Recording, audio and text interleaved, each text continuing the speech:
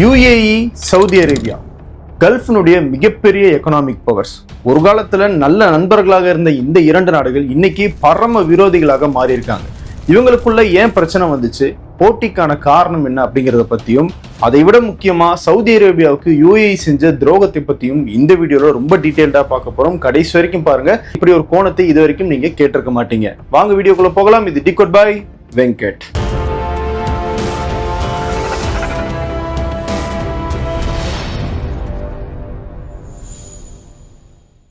Saudi, UAE பக்கத்து நாடுகள், ஒரே எல்லையை பகிர்ந்துக்கிற நாடுகள் அப்படிங்கிறத தாண்டி இந்த இரண்டு நாடுகளையும் நட்பாக கொண்டு வந்த சம்பவம் 2010, 2011 அந்த காலகட்டத்தில் தான் நடந்துச்சு. தி அரப் ஸ்பிரிங்ஸ், அதாவது அரபு வசந்தம்.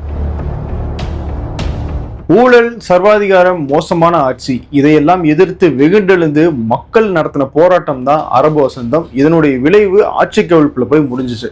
இது எங்க தொடங்குச்சு அப்படின்னா துனிசியாவில் தொடங்குச்சு. துனிசியாவில் ஒரு காய்கறி வியாபாரி, அவர் போலீசினுடைய தொல்லையால தன்னைத்தானே நெருப்பு வச்சு மயசிக்கிறாரு. அதன் பிறகுதான் இது ஒரு அலையாக மாறுது. துனிசியாவில் ஆட்சி கவிழ்ப்பு நடக்குது, மக்கள் போராட்டத்தில் ஈடுபடுறாங்க. இது அப்படியே தொடருது. எகிப்து, லிபியா, பஹ்ரைன் வரைக்கும் நீளுது. இது ஒவ்வொரு நாடும் எக்ஸ்பேண்ட் ஆகுறதுனால தான் இதை ஒரு இயக்கமாக மாத்தி தி அரப் ஸ்பிரிங், அதாவது அரபு வசந்தம் அப்படின்னு இதுக்கு ஒரு பெயரை கொடுக்குறாங்க. இதை பின்னணியில இருந்து இயக்குற அமைப்புக்கு பேரு தி முஸ்லிம் பிரதர்ஹுட். அதாவது இவங்களுடைய நோக்கம் என்ன, இஸ்லாமினுடைய மத அடிப்படையில, இஸ்லாம் சொல்ற சட்டத்தின் அடிப்படையில தான் ஆட்சி நடத்தப்பட வேண்டும் அப்படிங்கிறது இவங்களுடைய எண்ணம். அது இஸ்லாமினுடைய சட்டத்தை பின்பற்றுவதாகவும் இருக்கணும், அதே நேரம் மக்களுக்கு நல்லது செய்யற ஜனநாயக ஆட்சியாகவும் இருக்கணும். குறிப்பா சொல்லணும்னா மன்னர் ஆட்சிக்கு எதிராக இவங்க செயல்பட்டாங்க. இது சவுதிக்கும் யுஏஇக்கும் பிடிக்கல. காரணம் என்ன, சவுதியிலும் யுஏஇலையும் இப்போ வரைக்கும் அரச குடும்பங்கள் தான் ஆட்சியில இருக்காங்க. அங்க மதகுருக்கள் இருப்பாங்க. அந்த மதகுருக்களை இவங்க கன்வின்ஸ் பண்ணி வச்சிருக்காங்க. நாங்க ஆட்சி நடத்துறோம், நீங்க பின்னாடி இருந்து எங்களை கைட் பண்ணுங்க அப்படின்னு சொல்லியிருக்காங்க. அதனால எத்தனை காலத்துக்கு அந்த மதகுருக்களோ இல்லது அவங்க சார்ந்த அந்த இயக்கங்களோ இந்த அரச குடும்பத்தை ஆதரிக்கிறாங்களோ அவ்வளவு நாளைக்கு மட்டும்தான் சவுதி அரேபியாவில் அந்த ஆட்சி நீடிக்கும். அதுக்கு ஆபத்து வருது, மன்னராட்சிக்கு முடிவு கட்டணும், இஸ்லாம் தான் முன்னாடி இருக்கணும், அதை வச்சுதான் ஆட்சி நடத்தணும் அப்படின்னு சொல்லும் போது அதை சவுதி அரேபியாவும் யுஏஇயும் சேர்ந்து எதிர்க்கிறாங்க. அவங்க எதிர்க்கிறதுக்கு இன்னொரு காரணம் ஈரான் இந்த முஸ்லிம் பிரதர்ஹுட் அப்படிங்கிற அந்த இயக்கத்தை ஆதரிச்சாங்க. இன்னும் சொல்ல போனா ஈரானுடைய பொலிட்டிக்கல் சிஸ்டமே இந்த முஸ்லிம் பிரதர்ஹுட் சொல்ற அந்த விஷயத்தின் அடிப்படையில தான் இயங்குது. எப்படி இயங்குது, சுப்ரீம் லீடர் அப்படின்னு ஒருத்தர் இருப்பார், அவருக்கு தான் அதிகமான பவர் இருக்கும். இதுக்கு முன்னாடி அயத்தோல்லா அலி கமேனி இருந்தாரு. அவர் அமெரிக்கா, இஸ்ரேல் சேர்ந்து நடத்தின தாக்குதல்ல கொல்லப்பட்டார். இப்போ முஜ்தபா கமேனி அப்படிங்கிறவர் அங்க சுப்ரீம் லீடராக இருக்கார். இவர் ஒரு மத தலைவராக இருப்பார். இவருக்கு அதிக பவர் இருக்கும். இவர் சொல்ற வழிகாட்டுதலின் அடிப்படையில தான் அங்க ஆட்சி நடக்கும். ஆனா ஆட்சியை நடத்துறது அப்படிங்கிறது நிர்வாக ரீதியில ஒரு அதிபர் இருப்பாரு, அதுக்கு சில அமைச்சர்கள் இருப்பாங்க, அதெல்லாம் வேற சிஸ்டம். ஆனா டாப் பவர் அப்படிங்கிறது இந்த சுப்ரீம் லீடர் தான். இந்த சிஸ்டத்துல இயங்குற ஈரான் இதே சிஸ்டத்தை மற்ற நாடுகள்லயும் கொண்டு வரணும் அப்படின்னு சொல்லி ஆதரவை கொடுக்கிறாங்க. இன்னொன்னு, ஈரான் ஷியா பிரிவு இஸ்லாமை பின்பற்ற நாடு, சவுதியும் யுஏஇயும் சன்னி பிரிவு இஸ்லாமை பின்பற்ற நாடுகள். சோ இந்த இயற்கையாக இருந்த முரண்பாடோட சேர்ந்து இந்த முஸ்லிம் பிரதர்ஹுட்டுக்கு ஈரான் ஆதரிக்கிறாங்க அப்படின்னும் போது அது பின்னால தங்களுக்கு ஆபத்து வந்துருமோ, தங்களை மக்கள் அரியணையில இருந்து இறக்கிடுவாங்களோ அப்படிங்கிற ஒரு பயத்தை சவுதிக்கும் யுஏஇக்கும் ஏற்படுத்துது. அதனாலதான் இந்த முஸ்லிம் பிரதர்ஹுட் இயக்கம் அதை தொடர்ந்து இந்த அரப் ஸ்பிரிங்கையும் முடிவுக்கு கொண்டு வரணும் அப்படின்ற நோக்கத்தோட தங்களுடைய படைகளை பல்வேறு நாடுகளுக்கு அனுப்புறாங்க, சவுதியும் யுஏஇயும். படைன்னு நம்ம சொல்லும் போது அது நேரடியாக ராணுவத்தை அனுப்புறது அப்படிங்கிற பொருள் கிடையாது. பண ரீதியிலான உதவி பண்ணுவாங்க, அங்க இன்டெலிஜென்ஸ் ரீதியான உதவி தருவாங்க, அங்க இருக்கிற அமைப்புகளுக்கு, ஆயுத குழுக்களுக்கு ஆயுதம் சப்ளை பண்றது, இப்படின்னு பல்வேறு வகையில இந்த போராட்டங்களை எல்லாம் முடிவுக்கு கொண்டு வரணும் அப்படிங்கிற முயற்சியில சவுதியும் யுஏஇயும் ஈடுபட்டாங்க. உதாரணத்துக்கு பஹ்ரைனை சொல்லலாம். பஹ்ரைன்ல அரசாங்கத்துக்கு எதிராக இந்த அரப் ஸ்பிரிங்ல போராட்டம் எழுந்துச்சு. அதை கட்டுப்படுத்தினதுல சவுதிக்கும் யுஏஇக்கும் மிகப்பெரிய பங்கு இருக்கு. அப்படியே நம்ம எகிப்துக்கு போனோம்னா அங்க இந்த அரப் ஸ்பிரிங்னால ஆட்சி மாற்றம் ஏற்படுது. தேர்தலை சந்திக்கணும் அப்படிங்கிற ஒரு நிலைமை வருது. ஜனநாயகப்படி தேர்தல் நடத்தி அங்க அதிபராக தேர்ந்தெடுக்கப்படுறாரு மோர்சி. ஆனா அவருடைய அந்த ஆட்சிக்கு எதிராக ராணுவமே படையெடுத்து போகுது.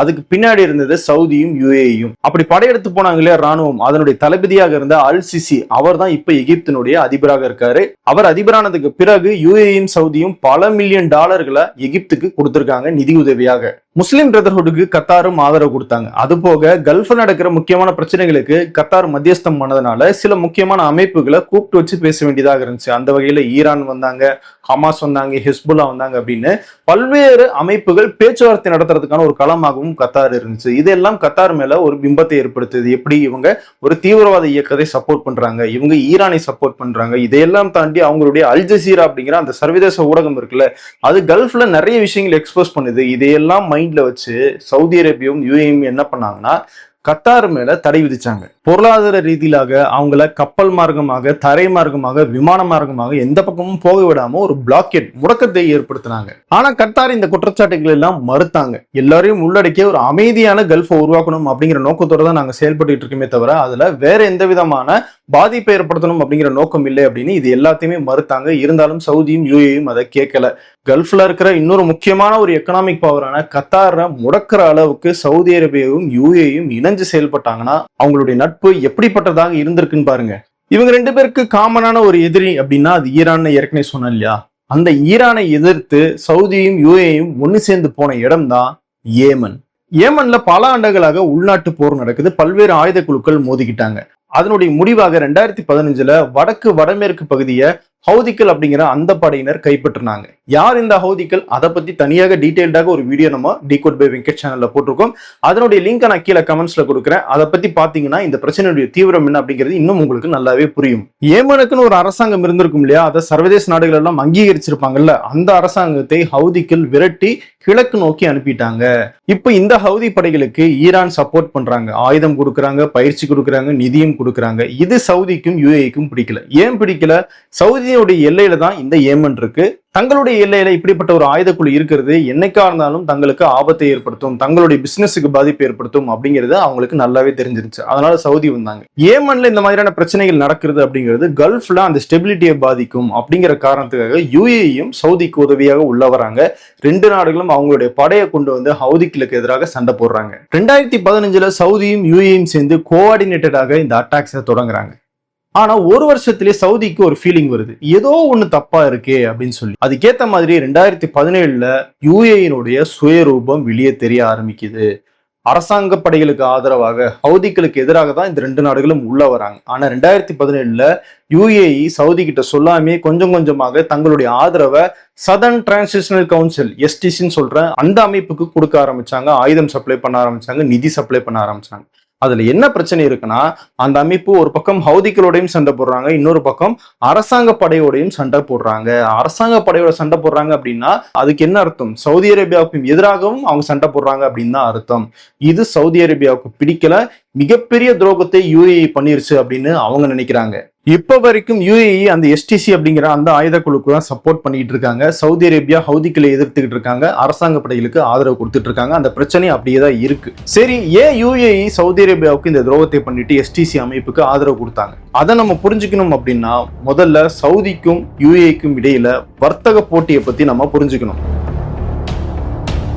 சவுதி யுஏஇ இந்த ரெண்டு நாடுகளுமே கல்ஃப்ல மிகப்பெரிய எக்கனாமிக் பவர்ஸ். இவங்க ரெண்டு பேருடைய பலமும் ஆயில் தான். சவுதி ஒரு நாளைக்கு 9 மில்லியன் பேரல்கள் அளவுக்கு உற்பத்தி பண்றதுக்கான ஆயில் கெப்பாசிட்டியை வச்சிருக்காங்க. யுஏஇ ஒரு நாளைக்கு 3 பில்லியன் பேரல்கள் எண்ணெய் தயாரிக்கிற அளவுக்கு கெப்பாசிட்டி வச்சிருக்காங்க. இந்த இரண்டு நாடுகள்லயும் அரசு குடும்பத்தை சேர்ந்தவங்க தான் ஆட்சி பண்றாங்க. இவங்க சன்னி இஸ்லாம் பிரிவை பின்பற்ற நாடுகளாக இருக்காங்க. அதை தாண்டி ஈரானுக்கு நிகராக கல்ஃப்ல மிகப்பெரிய நிலப்பரப்பு கொண்ட நாடுனா அது சவுதி அரேபியாவை தான். யுஏஇ கிட்ட அவ்வளவு பெரிய நிலப்பரப்பு கிடையாது. ஒரு நாடு எப்போ வளரும், தன்னுடைய ஸ்ட்ரென்த் என்ன, தன்னுடைய வீக்னஸ் என்ன அப்படிங்கிறது அந்த நாட்டுக்கு தெரிஞ்சிருந்துச்சு அப்படின்னா அந்த நாடு ரொம்பவே சீக்கிரமாக வளர்ந்துரும். அப்படி யுஏஇக்கு தன்னுடைய ஸ்ட்ரென்த் அண்ட் வீக்னஸ் நல்லாவே தெரிஞ்சிருச்சு. தன்னுடைய ஸ்ட்ரென்த் ஆயிலாக இருந்தாலும் நிலப்பரப்பு குறைவாக இருக்கிறது அவங்களுடைய வீக்னஸ். என்னதான் நம்ம ஆயிலை யூஸ் பண்ணாலும் ஒரு கட்டத்துக்கு மேல நம்மளால சவுதி அரேபியாவையோ இல்ல ஈரானையோ மிஞ்சி வளர முடியாது அப்படிங்கிறது யுஏஇக்கு நல்லாவே தெரிஞ்சிருச்சு. அது முன்னாடியே அவங்க கணிச்சிட்டாங்க. அதனாலதான் எண்ணெயை மட்டுமே நம்பி இருக்க கூடாது அப்படின்னு சொல்லி தங்களுடைய முதலீடுகளை டைவர்சிஃபை பண்றாங்க. அதாவது ரியல் எஸ்டேட் கொண்டு வராங்க, சர்வதேச நிறுவனங்கள் முதலீடு பண்றாங்க, டூரிசத்தை வளர்க்குறாங்க. லக்ஸுரி டூரிசத்துக்கான இன்னைக்கு குளோபல் ஹப்பாகவே துபாய் மாறிட்டு வருது. அது போக இன்டர்நேஷனல் ஃபைனான்சியல் ஹப்பாகவும் துபாய் மாறி இருக்கு. பல சர்வதேச நிறுவனங்கள் துபாயில தலைமையகத்தை அமைச்சிருக்காங்க. உலகத்தினுடைய பணக்காரர்கள் எல்லாம் சேஃப்டியா இருக்கலாம் அப்படின்னு சொல்லி போய் செட்டில் ஆகிற இடமே துபாயாக மாறுச்சு. சோ நிலப்பரப்பு சின்னதாக இருந்தாலும் சவுதியை விட பொருளாதார ரீதியில ரொம்ப ஸ்ட்ராங்கான ஒரு நாடாக யுஏஇ உருவெடுத்துச்சு. இது சவுதி அரேபியாவுக்கு லேட்டாக தான் புரியுது. 2015 தான் அவங்க ஒரு முடிவெடுக்கிறாங்க. இனிமேலும் நம்ம எண்ணெயை மட்டுமே சார்ந்து இருக்கக்கூடாது, நம்மளும் நம்மளுடைய முதலீடுகளை டைவர்சிஃபை பண்ணணும் அப்படின்னு யோசிக்கிறாங்க. அப்ப சவுதியினுடைய இளவரசர் முகமது பின் சல்மான் விஷன் 2030 அப்படின்னு ஒரு மிகப்பெரிய டாக்குமெண்ட்டை வெளியிடுறாரு. அந்த கொள்கையின் அடிப்படையில பிசினஸ், ட்ரேட், டூரிசம், ஃபார்மிங் அப்படின்னு பல்வேறு துறைகளுக்கு சவுதி அரேபியாவை ஓபன் பண்ணி விட்டாங்க. அதுக்காக சில கலாச்சார தளர்வுகளையும் கொண்டு வரதுக்கு கூட சவுதி அரேபியானுடைய அரசாங்கம் ரெடியாக இருந்தாங்க. எந்த அளவுக்கு அவங்க யுஏஇயோட போட்டி போட்டாங்க அப்படின்னா, சவுதி அரேபியானுடைய கவர்மெண்ட் கான்ட்ராக்ட்ஸை ஏதாவது இன்டர்நேஷனல் நிறுவனம் எடுக்கணும் அப்படின்னா அந்த நிறுவனம் சவுதி அரேபியாவில் ரீஜனல் ஹெட் குவார்டர்ஸ், அதாவது கல்ஃபினுடைய தலைமையகத்தை சவுதி அரேபியாவில் அமைச்சா மட்டும்தான் நாங்க கொடுப்போம் அப்படிங்கிற அளவுக்கு சட்டத்தை மாத்தினாங்க. யுஏஇக்கு போற அந்த கான்ட்ராக்ட்ஸை நம்ம பக்கம் திருப்பணும் அப்படின்னு ரொம்பவே தீவிரமாக செயல்பட்டு இருக்காங்க. சரி, இப்ப இதையெல்லாம் எதுக்கு நான் இங்க சொல்லிட்டு இருக்கேன் அப்படின்னா, இந்த தொழில் விரோதம் தீவிரமடைஞ்ச இந்த காலகட்டமும் ஏமன்ல சவுதிக்கு துரோகம் பண்ணிட்டு யுஏஇ எஸ்டிசி அப்படிங்கிற அந்த அமைப்புக்கு சப்போர்ட் பண்ணதும் ஒரே காலகட்டத்துல நடந்தது. அப்ப இது ரெண்டுத்துக்கும் என்ன கனெக்ஷன் அப்படின்னு கேக்குறீங்களா? ஒரு முக்கியமான கனெக்ஷன் இருக்கு. எஸ்டிசி அப்படிங்கிற அந்த அமைப்பை ஏன் யுஏஇ ஆதரிக்கிறாங்க? காரணம், எஸ்டிசி ஏமன்ல இருக்கிற தெற்கு பகுதியை தங்களுடைய கையில வச்சிருக்காங்க. அதாவது ஒரு பக்கம் ரெட் சி, அந்த செங்கடல் பகுதியில கொஞ்சம் அவங்க கண்ட்ரோல்ல இருக்கும், இன்னொரு பக்கம் கல்ஃப் ஆஃப் ஏடன் அப்படின்னு சொல்லப்படுற அரபிக்கடலை நோக்கி போகிற அந்த கடல்ல ஒரு பகுதியையும் இந்த எஸ்டிசி தங்களுடைய கண்ட்ரோல்ல வச்சிருக்காங்க. அங்க முக்காலா அப்படிங்கிற ஒரு போர்ட்டும் இருக்கு. So Red Sea, Gulf of Aden, அதாவது உலகத்தினுடைய முக்கியமான வர்த்தகம் நடக்கிற இந்த இரண்டு கடல் பகுதியிலையும் ஒரு முக்கியமான ஏரியாவை இந்த எஸ்டிசி அப்படிங்கிற அந்த குழு கைப்பற்றி வச்சிருக்காங்க. அந்த குழுவை நம்மளுடைய கண்ட்ரோல்ல வச்சுக்கணும் அப்படின்னு சொல்லி யுஏஇ நினைக்கிறாங்க. அப்படி கண்ட்ரோல்ல வச்சுக்கிறதுல யுஏஇக்கு என்ன லாபம்? நிறையவே லாபம் இருக்கு. அந்த லாபம் என்ன அப்படிங்கறத நம்ம புரிஞ்சுக்கணும்னா நம்ம ஆப்பிரிக்காவுக்கு போகணும். ஆப்பிரிக்காவா? கல்ஃபுக்கும் ஆப்பிரிக்காவுக்கும் என்ன தொடர்பு அப்படின்னு கேக்குறீங்களா? நிறையவே தொடர்பு இருக்கு. சவுதி, யுஏஇ, கத்தார் போன்ற கல்ஃப்ல இருக்கிற மிகப்பெரிய எக்கனாமிக் பவர்ஸுக்கு என்ன பிரச்சனை அப்படின்னா, அவங்க கிட்ட எண்ணெய், கேஸ், சில கனிம வளங்கள் மட்டும்தான் இருக்கு. அதை தாண்டி மக்கள் பாப்புலேஷன் கிடையாது, விவசாயம் கிடையாது. எதுல முதலீடு பண்றது அப்படிங்கிறது அவங்களுக்கு தெரியாது. அவங்க நாட்டினுடைய உட்கட்டமைப்பு வசதிகள் ரெடி பண்ணிக்கிட்டே இருப்பாங்க. கொஞ்சம் பாப்புலேஷனுக்கு எவ்வளவுதான் உட்கட்டமைப்பு வசதி பண்ணாலும் அதுக்கு மேல முதலீடு பண்றதுக்கு, வருமானம் ஈட்டுறதுக்குன்னு ஏதாவது ஒரு வழி இருக்கணும்ல. இன்னொன்னு, எண்ணெயை மட்டுமே நம்ம ரொம்ப நாள் நம்பி இருக்க முடியாது. உலகம் வேற மாற்றை நோக்கி போய்கிட்டு இருக்கு. அப்போ நம்மளும் அதுக்கேற்ற மாதிரி அடாப்ட் பண்ணிக்கணும் அப்படின்னு இவங்க யோசிக்கிறாங்க. குறிப்பா சவுதியை விட யுஏஇ இதை ரொம்ப முன்னாடியே யோசிச்சிடுறாங்க. ஏன்னா அவங்களுடைய லேண்ட் ஏரியாவுமே ரொம்ப சின்னது. ஸோ இதை வச்சுக்கிட்டு நம்ம ஏற்கனவே பிசினஸை கொண்டு வந்துட்டோம், டூரிசம் கொண்டு வந்துட்டோம், அது ஒரு கட்டத்தில் போய் ஸ்டாக்னன்ட் ஆயிரும். அப்போ அதுக்கு மாற்றாக நம்ம வேற ஏதாவது ஏற்பாடுகளை பண்ணணும் அப்படின்னு யோசிச்சுதான் அவங்க வந்து சேர்ற இடம் ஆப்பிரிக்கா. என்னது, இவங்க ஆப்பிரிக்காவுக்கு போனாங்களா? ஆமா, இந்திய ஊடகங்கள்ல, குறிப்பா தமிழ் ஊடகங்கள்ல இந்த கோணத்தை இது வரைக்கும் யாரும் அப்ரோச் பண்ணி நான் பார்க்கல. அதனாலதான் இது இந்த இடத்துல நம்ம நிச்சயமாக பேசணும் அப்படிங்கிற முடிவுக்கு நான் வந்தேன். கடந்த 10 வருஷத்துல மட்டும் ஆப்பிரிக்காவில் இந்த கல்ஃப் நாடுகள் எல்லாம் 100 பில்லியன் அமெரிக்க டாலர்கள் முதலீடு பண்ணியிருக்காங்க. இதுல 59 பில்லியன் அமெரிக்க டாலரை யுஏஇ மட்டுமே பண்ணியிருக்காங்க. அதுக்கு அடுத்த இடத்துல சவுதி அரேபியா 26 பில்லியன் அமெரிக்க டாலர்களை முதலீடு பண்ணியிருக்காங்க. அப்போ இவங்க ஆப்பிரிக்கானுடைய மார்க்கெட்டை, ஆப்பிரிக்கானுடைய வளங்களை எந்த அளவுக்கு முக்கியமாக பாக்குறாங்க அப்படின்னு யோசிச்சுக்கோங்க. சவுதி, யுஏஇ, கத்தார் இவங்க ஆப்பிரிக்காவில் மிகப்பெரிய அளவுல முதலீடு செய்யறாங்க. நம்ம சவுதி, யுஏஇ பத்தி மட்டும் பேசிட்டு இருக்கிறனால கத்தாரை விட்டுறேன், இவங்களை பத்தி மட்டும் பேசுறேன். சவுதியும் யுஏஇயும் எதுலெல்லாம் முதலீடு பண்றாங்க? இந்த ஆப்பிரிக்காவில் இருக்கிற துறைமுகங்களை மேம்படுத்துறதுல, அவங்களுடைய விவசாய தொழில்நுட்பத்துல, வங்கிகள்ல, பினான்ஸ்ல அப்படின்னு பல்வேறு இடங்கள்ல இவங்க முதலீடு செய்யறாங்க. அவங்களுக்கு ஆப்பிரிக்காவில் மிகப்பெரிய மார்க்கெட் மட்டும் ஓப்பன் ஆகல, அதோடு சேர்ந்து இன்னொரு முக்கியமான விஷயமும் கிடைக்குது. அதுதான் கனிம வளங்கள். ஒரு உதாரணத்துக்கு சூடானை எடுத்துக்கலாம். சூடான்ல பல ஆண்டுகளாக உள்நாட்டு போர் நடந்துகிட்டு இருக்கு. இதுல யார் சண்டை போட்டுக்கிட்டு இருக்காங்க அப்படின்னு பாத்தீங்கன்னா, சூடானுடைய ராணுவமும் சூடானுடைய துணை ராணுவ படையாக இருந்த RSF அப்படின்னு சொல்லப்படுற ரேபிட் சப்போர்ட் போர்ஸும் தான் மோதிக்கிறாங்க. இந்த RSFக்கு பின்னாடி இருந்து இயக்குற நாடு யுஏஇ. இவங்களுக்கு பினான்சியலாக, இவங்களுக்கு ஆயுதம் கொடுக்கறது எல்லாமே யுஏஇனுடைய சப்போர்ட்ல தான் நடந்துகிட்டு இருக்கு. இந்த RSF இன்னொரு முக்கியமான விஷயத்தையும் பண்ணாங்க. சூடான்ல இருக்கிற தங்க வயல்களை அவங்களுடைய கண்ட்ரோல்ல கொண்டு வந்தாங்க. அது யுஏஇக்கு மிகப்பெரிய பலத்தை கொடுத்துச்சு. எப்படி இந்தியாவுக்குள்ள பிரிட்டிஷ் ஈஸ்ட் இந்தியா கம்பெனி அப்படின்னு சொல்லி ஒரு கம்பெனி முதல்ல வந்து அந்த வளங்களை எல்லாம் எடுக்க ஆரம்பிச்சு அப்புறமா பிரிட்டிஷ் வந்தாங்களோ, அதே மாதிரி யுஏஇனுடைய தங்கம் எடுக்கிற, தங்கம் ரிஃபைன் பண்ற நிறுவனங்கள் சூடானுக்குள்ள இந்த RSF மூலமாக போறாங்க. அங்க இருந்து அதிக அளவுல தங்கம் யுஏஇக்கு வருது. குறிப்பா யுஏஇ வந்து கோல்டுக்கு மிகப்பெரிய சந்தை. சர்வதேச அளவுல இங்க நிறைய கோல்டு ரிஃபைன் பண்ணப்படுது. இதுல சூடான்ல இருந்து RSF மூலமாக நிறைய தங்கம் கடத்தல் மூலமாக துபாய்க்கு கொண்டு வரப்படுது. அது போக RSF மூலமாக நேரடியாகவும் துபாய் சந்தைக்குள்ள தங்கம் வருது. அதுக்கான பணத்தை துபாய் நிறுவனங்கள் ஆயுத நிறுவனங்கள்கிட்ட கொடுத்து ஆயுதமாக RSF வாங்கிக்கிறாங்க. அவங்க சூடானுடைய அரசாங்கத்துக்கு எதிராக சண்டை போட்டுக்கிட்டு இருக்காங்க. சோ இப்படி பணமும் கிடைச்சிருது, ஆயுதமும் கிடைச்சிருது. கனிம வளம் தானே, தங்கத்தை எடுத்து கொடுத்தா போதும் அப்படிங்கிற நோக்கத்துல RSFம் UAE பேக்கப்ல அவங்களோட நல்ல டைப்ல ஒர்க் ஆகிட்டு இருக்காங்க. துபாயில தங்கம் குறைவா இருக்கும் அப்படின்னு சொல்லி நிறைய பேர் அங்கிருந்து வரும்போது தங்கம் வாங்கிட்டு வருவாங்க. அதுக்கு டாக்ஸ் கம்மி அப்படின்னு பல்வேறு காரணங்கள் இருக்கலாம். ஆனால் அதையெல்லாம் தாண்டி இங்க சூடான்ல இருந்து எடுத்துட்டு வர தங்கமும் ஒரு காரணமாக இருக்கிறதுக்கான வாய்ப்பு ரொம்பவே அதிகமாக இருக்கு. ஆனா சூடான்ல அரசாங்க படைகளுக்கு ஆதரவாக சவுதி அரேபியா செயல்படுறாங்க. காரணம் என்ன? செங்கடல். நம்ம மேப்ல பார்த்தோம்னா கடலுக்கு வலது பக்கம் சவுதி அரேபியா இருக்கும், இடது பக்கம் சூடான் இருக்கும். அப்போ இந்த கடல் பகுதி சேஃபா இருக்கணும் அப்படின்னா சூடான்ல ஒரு நிலையான ஆட்சி இருக்கணும். அங்க பிரச்சனை இருந்துச்சுன்னா அது நேரடியாக சவுதி அரேபியாவையும் எதிரொலிக்கும் அப்படிங்கிறது சவுதிக்கு நல்லாவே தெரிஞ்சிருக்கு. அதனாலதான் அங்க இருக்கிற அந்த உள்நாட்டு போரை எப்படியாவது முடிவுக்கு கொண்டு வரணும் அப்படிங்கிற அடிப்படையில அரசாங்க படைகளுக்கு ஆதரவாக சவுதி அரேபியா நிக்கிறாங்க. இன்னொன்னு UAE அந்த RSFக்கு சப்போர்ட் பண்றாங்க அப்படிங்கிற காரணத்துக்காகவும் சவுதி அரேபியா அதுக்கு எதிராக அரசாங்க படைக்கு சப்போர்ட் பண்றாங்க. பேசிக்கலாவே பாத்தீங்கன்னா சவுதி அரேபியா எல்லா நாட்டிலுமே அரசாங்க ரீதியிலாக சர்வதேச நாடுகள் அங்கீகரிச்ச அரசாங்கத்துக்கு தான் சப்போர்ட் பண்ணுவாங்க. நீங்க ஏமன்ல பாருங்க, சர்வதேச நாடுகளால் அங்கீகரிக்கப்பட்ட அரசாங்க படைக்கு தான் சவுதி சப்போர்ட் பண்றாங்க. சூடான்லயும் அப்படிதான் பண்றாங்க. ஆனா UAE எல்லா இடத்துலயுமே அரசாங்கம் அல்லாத உள்நாட்டு போரை ஏற்படுத்துற அமைப்புகளுக்கு தான் சப்போர்ட் பண்ணிக்கிட்டு இருக்காங்க. அப்படி UAE ஆதரிச்ச இன்னொரு இடம் தான் சோமாலிலேண்ட். இது எங்க இருக்கு அப்படின்னு கேக்குறீங்களா? சோமாலியாவில இருந்து பிரிஞ்ச ஒரு இடம் தான் இந்த சோமாலிலேண்ட். இத ஹார்ன் ஆஃப் ஆப்பிரிக்காவில் இருக்கிற ஒரு இடம் அப்படின்னு சொல்லுவாங்க. ஹார்ன் ஆஃப் ஆப்பிரிக்கானா நம்ம காண்டாமிருகத்தினுடைய கொம்பு இருக்கு இல்லையா, அந்த மாதிரியே அந்த மேப்ல பாத்தீங்கன்னா தெரியும். சோ இந்த இடம் ரொம்ப சென்சிட்டிவான இடமாக பார்க்கப்படுது. அதுல இருக்கிற அந்த சோமாலிலேண்ட் 30 வருஷத்துக்கு முன்னாடியே நாங்க சோமாலியா கிடையாது, நாங்க தனி ஒரு நாடு அப்படின்னு சொல்லி பிரிஞ்சு போயிட்டாங்க. ஆனா எந்த சர்வதேச நாடுகளும் அதை அங்கீகரிக்காம இருந்தாங்க. முதல்ல அதை அங்கீகரிச்ச நாடு யார் தெரியுமா? இஸ்ரேல். இஸ்ரேல் அதை அங்கீகரிக்கிறாங்க. UAE இந்த சோமாலிலேண்ட்ல ஒரு போர்ட்டை அமைக்கிறாங்க, அங்க விமான ஓடுதளத்தையும் அமைக்கிறாங்க. ஏன் இஸ்ரேல் போற இடத்துக்கு UAE போறாங்க? இவங்க ரெண்டு பேருக்கு என்ன உறவு அப்படின்னு கேட்டீங்கன்னா, அது US தலையீட்டுல உருவாக்கப்பட்ட தி ஆப்ரஹாம் அக்கார்ட்ஸ். இந்த ஆப்ரஹாம் அக்கார்ட்ஸின் அடிப்படையில கல்ஃப் நாடுகள், இஸ்லாமிய நாடுகள் இஸ்ரேலோட ஒரு நல்லுறவை மேம்படுத்திக்கலாம் அப்படிங்கிறது தான் அமெரிக்காவுடைய திட்டம். அதுல UAE, பக்ரைன் போன்ற நாடுகள் எல்லாம் சேர்ந்துட்டாங்க. அந்த அடிப்படையில தான் இஸ்ரேலும் UAEயும் சேர்ந்து இந்த சோமாலிலேண்ட்ல அவங்களுடைய திட்டத்தை செயல்படுத்திட்டு இருக்காங்க. சரி, கிழக்கு ஆப்பிரிக்காவில் ஏதோ ஒரு மூலையில இருக்கிற சோமாலிலேண்ட் அப்படிங்கிற ஒரு வறண்ட பகுதி மேல UAEக்கும் இஸ்ரேலுக்கும் என்ன அக்கறை? ரெட் சி தான் அந்த அக்கறை. ரெட் சீனுடைய முகப்பும் கல்ஃப் ஆஃப் ஏடனுடைய முகப்பும் இணையற இடத்துல தான் இந்த சோமாலிலேண்ட் இருக்கு.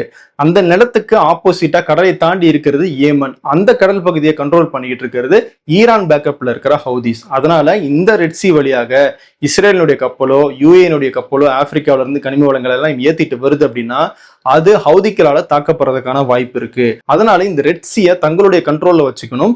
ஹவுதிக்கள் ஒருவேளை அட்டாக் பண்ணாங்கன்னா அதுக்கு பதிலடி தாக்குதலை கொடுக்கணும் அப்படிங்கிறதுக்காக இந்த சோமாலிலேண்ட் இஸ்ரேலும் UAEக்கும் ரொம்ப முக்கியமாகுது. அதுபோக ஏமனுடைய தெற்கு பகுதியில இந்த STC அப்படின்னு சொல்லப்படுற UAE பேக்கப்ல இருக்கிற அமைப்பு தான் கண்ட்ரோல்ல வச்சிருக்காங்க. கடலுடைய அந்த கரையில STC, இந்த கரையில UAE, இஸ்ரேல் அப்படின்னு சொல்லி அந்த முகப்பை தங்களுடைய கண்ட்ரோல்ல வச்சுக்கிட்டாங்க அப்படின்னா இந்த பக்கமா போற கப்பல் வர்த்தகத்தை நாளைக்கு நம்மளுடைய கண்ட்ரோல்ல வச்சுக்கலாம் அப்படிங்கிறது தான் UAE, இஸ்ரேலுடைய மிக நீண்ட நோக்கம். வழக்கம் போல இந்த இடத்துலயுமே சோமாலியானுடைய அரசாங்கத்தை தான் சவுதி அரேபியா சப்போர்ட் பண்றாங்க. இது போக ரெட்சியை கண்ட்ரோல் பண்றதுக்கு UAE இன்னொரு முக்கியமான வேலையும் பார்த்துட்டு இருக்காங்க. ஏமனுடைய தீவு ஒன்று இருக்கு, சொக்கோட்ரா அப்படிங்கிற ஒரு தீவு. இந்த தீவுல இருந்து தான் கப்பல்கள் ஏசியாவை நோக்கி பிரிஞ்சு போகுது. அந்த தீவை UAEயும் இஸ்ரேலும் தங்களுடைய கண்ட்ரோல்ல வச்சிருக்காங்க. காரணம் அது ஏற்கனவே ஏமன்ல இருக்கிற அந்த STC படையினுடைய கண்ட்ரோல்ல இருக்கு. இவங்க ரெண்டு பேரும் அந்த அமைப்போட நட்புறவாக இருக்கிறனால இந்த STC சொக்கோட்ரா அப்படிங்கிற அந்த தீவுல இஸ்ரேலும் UAEயும் சேர்ந்து ஒரு விமானப்படை தளத்தை அமைக்கிறதுக்கு ஹெல்ப் பண்ணியிருக்காங்க. ஸோ எல்லாத்தையுமே நீங்க சுத்தி பாத்தீங்கன்னா இந்த செங்கடல் பகுதியில் போற வர்த்தகத்தை இவங்களுடைய கண்ட்ரோலை வச்சுக்கணும் அப்படிங்கிற ஒரு லாங் டேர்ம் பிளானோட தான் இஸ்ரேலும் UAEயும் இதையெல்லாம் செஞ்சுக்கிட்டு இருக்காங்க. வேலையை UAE எப்பயோ தொடங்கிட்டாங்க. சவுதி அரேபியா ரொம்ப லேட்டா இதை உணர்ந்து இப்பதான் இங்க ஆப்பிரிக்காவில் இருக்கிற நாடுகளோட பேச்சுவார்த்தை நடத்திட்டு இருக்காங்க. எரிட்ரியா, ஜிபோட்டி, சூடான், சோமாலியா அப்படின்னு இந்த நாடுகளோட எல்லாம் நல்ல டைப்ல இருக்காங்க. அதாவது இந்த நாடுகளுடைய அரசாங்கங்களோட டைப்ல இருக்காங்க, அவங்களோட பேசிட்டு இருக்காங்க. ஆனா இப்ப வரைக்கும் சவுதி அரேபியாவில் இந்த ஹார்ன் ஆஃப் ஆப்பிரிக்கான்னு சொல்லப்படுற இந்த நாடுகள்ல எந்த இடத்துலயுமே ஒரு ராணுவ படைத்தளத்தையோ விமான படைத்தளத்தையோ அமைக்க முடியல. அதனாலதான் நீங்க இப்ப கூட பாருங்களேன், ஏமன்ல இருக்கிற ஹவுதிஸ் சவுதி அரேபியானுடைய கப்பல்களை முடக்கிட்டு இருக்காங்க, அட்டாக் பண்றாங்க இல்லையா. பாதுகாப்புக்காக ஒரு 14 நாடுகள் கொண்ட ஒரு பாதுகாப்பு அமைப்பை உருவாக்குற வேலைகள்ல சவுதி அரேபியா ஈடுபட்டுக்கிட்டு இருக்காங்க. ஆனா UAE மேல ஹவுதிகள் தாக்குதல் நடத்தவும் இல்லை. அப்படியே தாக்குதல் நடத்தினாலும் அதை தனியாகவே சமாளிக்கலாம் அப்படிங்கிற அளவுக்கு UAEயும் இஸ்ரேலும் அந்த இடத்துல ஏற்பாடுகளை செஞ்சு வச்சிருக்காங்க. ஸோ ஆப்பிரிக்காவில் பொலிட்டிக்கல் இஸ்லாம், அதாவது மன்னராட்சிக்கு எதிரான அந்த முஸ்லிம் பிரதர்ஹுட், அரப் ஸ்பிரிங் பரவக்கூடாது அப்படின்னு தான் UAE, சவுதி அரேபியா முதல்ல ஆப்பிரிக்காவுக்கு வர ஆரம்பிச்சாங்க. சவுதி அரேபியாவுக்கும் அதுல ஒரு முக்கியமான நோக்கம் இந்த இடத்துல நான் சொல்லிடுறேன். மெக்கா மெதினா, அதுதான் இஸ்லாமியர்களுக்கான மிகப்பெரிய புனித தலமாக இருந்துட்டு இருக்கு. அந்த அதிகாரம் சவுதி அரேபியா விட்டு போயிடக்கூடாது அப்படிங்கிறதும் அவங்களுக்கு இருக்கிற ஒரு எண்ணம். ஸோ அதனாலையும் தான் அவங்க இந்த பொலிட்டிக்கல் இஸ்லாமிஸ்ட் அப்படிங்கிற அந்த முஸ்லீம் பிரதர்ஹுட் எல்லாம் எதிர்க்க ஆரம்பிச்சாங்க. அப்படி தொடங்கின அந்த போட்டி அப்படிங்கிறது இன்னைக்கு இந்த ரெட் சீயை யார் கண்ட்ரோல் பண்றது அப்படிங்கிற இடத்துல வந்து நிக்குது. இந்த பிரச்சனையை முடிய மாட்டேங்குது, தொடர்ந்துகிட்டே தான் இருக்கு. பல்வேறு நாடுகளை இதுக்குள்ள இழுக்கிற வேலைகளும் நடந்துகிட்டு இருக்கு. எப்படி யுஏஇ, இஸ்ரேல், யுஎஸ் இவங்கெல்லாம் ஒரு அணியில இருக்காங்களோ அதே மாதிரி சவுதி, துருக்கி, பாகிஸ்தான் இவங்கெல்லாம் ஒரு டிஃபென்ஸ் பேக்டை உருவாக்குற நோக்கத்துல செயல்பட்டு இருக்காங்க. அதாவது சவுதி மேல ஒரு அட்டாக் நடந்துச்சுன்னா பதில் தாக்குதல துருக்கியும் பாகிஸ்தானும் சேர்ந்து கொடுப்பாங்க அப்படிங்கிற மாதிரியான ஒரு டிஃபென்ஸ் பேக்டை அவங்க கையெழுத்து போற முயற்சியில ஈடுபட்டு இருக்காங்க.